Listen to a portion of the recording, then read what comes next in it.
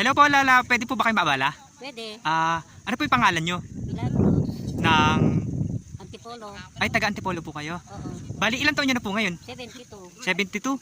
Hindi po ba kayo nahihirapan po magtrabaho sa bukid? Nahihirapan man. Kaya lang, walang magagawa. Kasi wala naman akong kasama sa bahay. Kundi ako maghanap buhay. Ay, bali, nag-iisa na lang po kayo namumuhay. Kasama ko yung apo ko, pero may magulang din yun. Kaya lang, talaga ako naghahanap buhay. Kasi yung mga anak ko, kanya-kanya rin pamilya, ay mahirap din ang pamumuhay nila. Yun nga lang. Mm-hmm. Eh di paano, La, pag mainit, hindi kayo nahihirapan lumusong? Hindi rin. Kaya lang nga, pinagtsatsagaan na lang. Parang... Mahirap talaga, kaya lang, tsaga. Dahil kung hindi magtrabaho, wala. Ay, ganun. Oo. Yun nga ho, mahirap din naman umasa. Umasa sa anak kasi may pamilya rin sila. Nahihiya na rin po kayo. Oo, siyempre. Kaya hanggat may lakas po kayo ng katawan Oo. para magtrabaho, Oo. nagsusumika po Hanggang kayo. kaya ko pa. Ganun. Kaya ko pa naman. Kaya lang nga, maski pa paano. Pero pa namang, kung isa binibigyan din ako ng mga anak ko. Pag humihingi ako, siyempre kailangan maghanap buhay din ako. Mahirap kasi iasa yung sarili. La, baka naman pagalitan po kayo, kainitan, lagi kayong lumulusong. Hindi. Alam po nila na nagtatrabaho kayo sa Oo, bukid. araw-araw.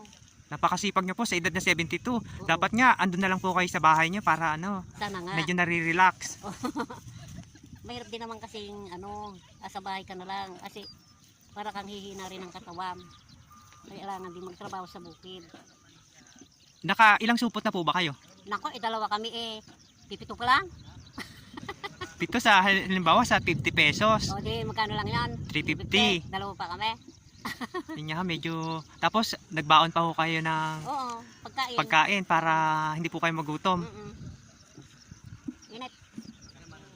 E di, ala po ba kayong iniinom ng pang maintenance, ganon? Hindi naman ako nag-maintenance Hindi kayo high blood, ganon?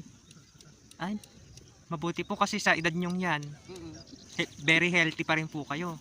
Oo, kaawa ng Diyos.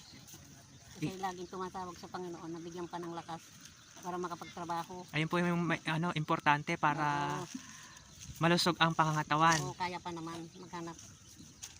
Kaya lang, talagang ganun. Kailangan magtrabaho. Yun nga po. Ingat na lang po kayo palagi. Oo, God bless po sa inyo, Lala. sige, Salamat po. salamat.